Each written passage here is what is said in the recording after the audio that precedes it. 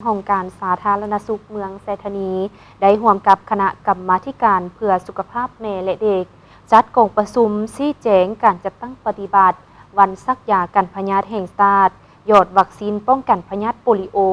ในเด็กลุ่มอายุ 5 ปีกองประชุมจัดขึ้นในวันที่26 กุมภาพันธ์ 2026 ที่องค์การสาธารณสุขเมืองไซธานีโดยการเป็นประธานของทานศรีสุวรรณพันธลังสีประธานแนวเล้าสังศาสตร์เมืองและดร.เจิงเฮอไซเลียวีหัวหน้าองค์การสาธารณสุขเมือง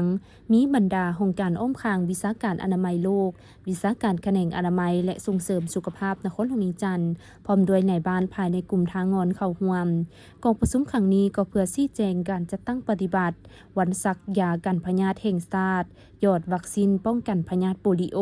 เพื่อปรึกษาหารือแผนการเคลื่อนไหวและโฆษณาปลุกระดมร่วมกันกับคณะกรรมาธิการเพื่อสุขภาพแม่และเด็กเมืองพร้อมทั้งยกให้เห็นถึงความจำเป็นอันหีบด่วนเนื่องจากปัจจุบันสาธารณรัฐประชาธิปไตยปาลาวได้กวดพบการระบาดของพยาธิโปลิโอขึ้นใหม่โดยล่าสุดได้พบผู้ป่วย1 กรณีอยู่เมืองชนบุรีแขวงสะหวรรณเขตและพบเชื้อในเด็กที่มีสุขภาพแข็งแรงอีก2 คนพยาธิโปลิโอเป็นพยาธิที่อันตรายบ่มียาปินปัวให้หายขาดและสามารถเฮ็ดให้เด็กน้อยพิการลอยแล้วตลอดชีวิตดังนั้นการจัดตั้งขบวนการนี้จึงเป็นมาตรการเดียวที่จะช่วยสร้างภูมิคุ้มกันหมู่และปกป้องลูกหลานให้ปลอดภัย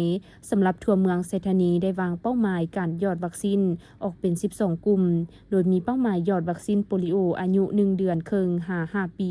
ทั้งหมด 23,764 คน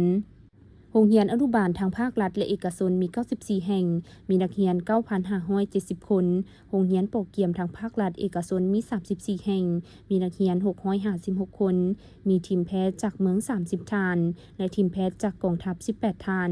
พร้อมนี้คณะประธานก็ได้เรียกร้องให้พ่อแม่ผู้ปกครองเด็กกลุ่มเป้าหมายทุกท่านจงให้ความร่วมมือและพาลูกหลานของตนไปรับวัคซีนเพื่อร่วมกันกำจัดพยาธิโปลิโอให้หมดไป